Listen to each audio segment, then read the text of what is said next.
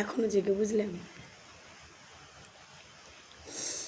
ঘুম আসছে না, রাত পড়লে ভোট।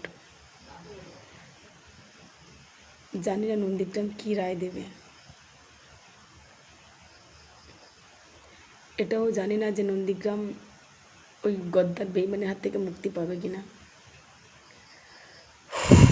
এত কষ্ট, এত পরিশ্রম, আমি বুঝতেই পারি না আমার নন্দীগ্রামের মায়েরা তো বোকা কী করে হতে পারে।